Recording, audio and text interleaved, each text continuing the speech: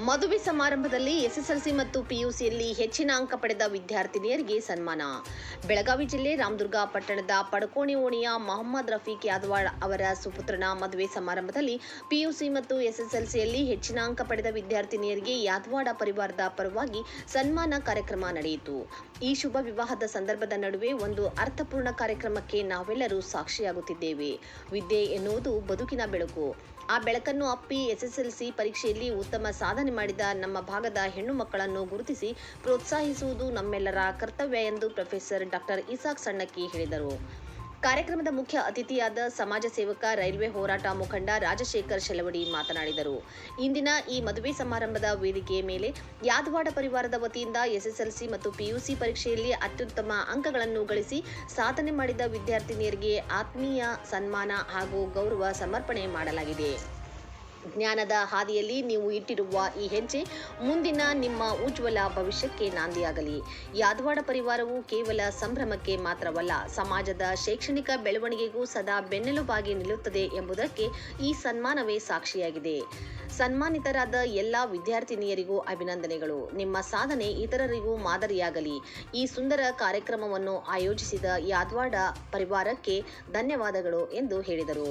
ಸನ್ಮಾನ ಸ್ವೀಕರಿಸಿ ಮಾತನಾಡಿದ ವಿದ್ಯಾರ್ಥಿನಿಯರು ತಮ್ಕಿನ್ ನರ್ಜಿ ಅಹಮದ್ ಪಡದಾರ್ ಪಿಯುಸಿ ಸೆಕೆಂಡ್ ಇಯರ್ 92% ಅಂಕ ಪಡೆದಿದ್ದಾರೆ. ಅನುಷಾ ಗಜಾನನ್ ಜಾಧವ್ ಪಿಯುಸಿಯಲ್ಲಿ 97% ಅಂಕ ಪಡೆದಿದ್ದಾರೆ. ಸ್ನೇಹ ಪಾಂಡುರಂಗಪೇಟೆ ಎಸ್ಎಸ್ಎಲ್ಸಿಯಲ್ಲಿ 95% ಅಂಕ ಪಡೆದಿದ್ದಾರೆ.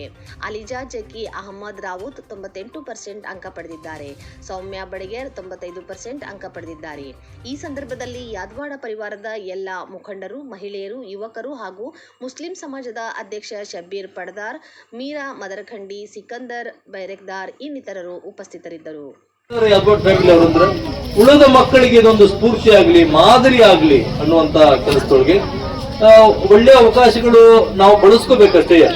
ಇದೊಂದು ಮೇಲು ಕೀಳು ಇರುವಂತ ದೇಶ, ಇದು ಸಮಾನ ಅವಕಾಶಗಳ ದೇಶ ಏನಲ್ಲ.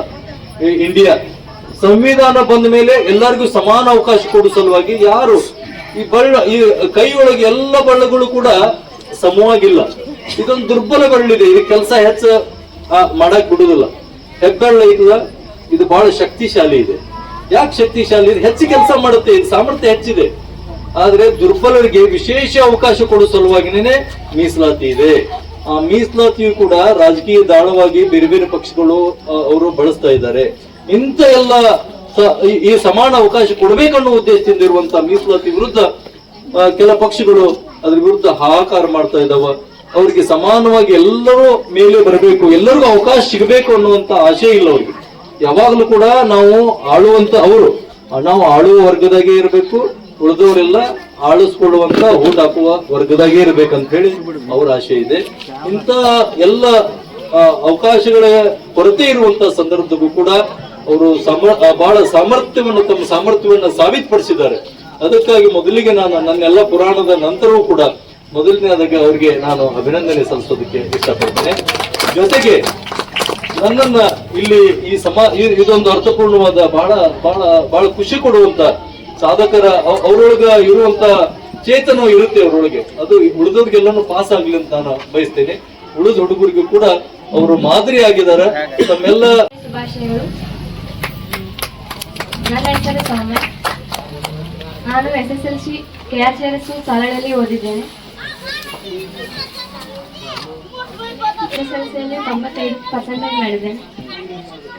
ಸೈನ್ಸ್. ನನ್ನ ಹೆಸರು ಸ್ನೇಹ. ನಾನು ಎಸ್ಎಸ್ಎಲ್ಸಿಯಲ್ಲಿ 95% ಅಂಕಗಳನ್ನು ಗಳಿಸಿದ್ದೇನೆ.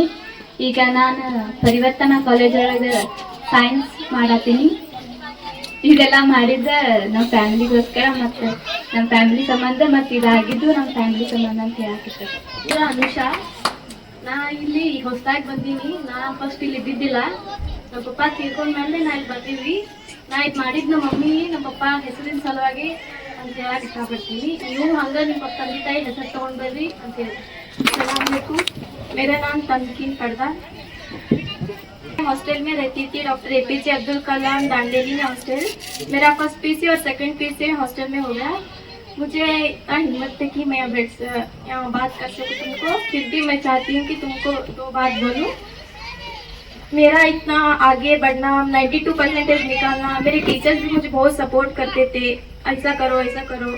हमारा बेसिक स्ट्रांग होना पहला, फर्स्ट स्ट्रांग होने के बाद हम सब आगे बढ़ जाते, इसलिए हम टीचर सपोर्ट करते हैं और माँ बाप भी बोलते हैं तुम अच्छा पढ़ो, अच्छा करो, अच्छा करना चाहिए। माँ बाप के जो आप हम यहाँ स्टेज में बैठे तो वो गर्व फील कर सकते हैं, तो उनके लिए हमें गर्व फील करना तो हमें उनको अच्छा बात होता है, तो इसलिए हमें भी अच्छे परसेंटेज निकाल कर माँ बाप का नाम हासिल करना चाहिए।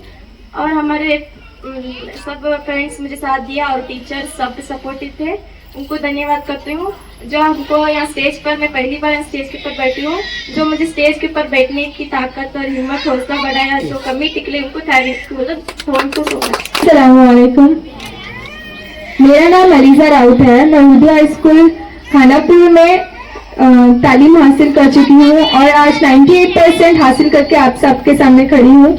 मेरी ये खुश नसीबी है कि मैं आज आपके सामने खड़ी हूँ और 2 लफ्ज़ बोलने का मुझे मौका मिला है।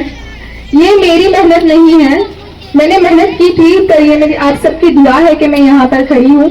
मेरे उस्तादों की मेहनत है कि मैं आज इस मुकाम पर हूँ और हम सबको इसी तरह मेहनत करनी चाहिए और अपने वालिदैन का नाम इसी तरह ऊंचा करना चाहिए।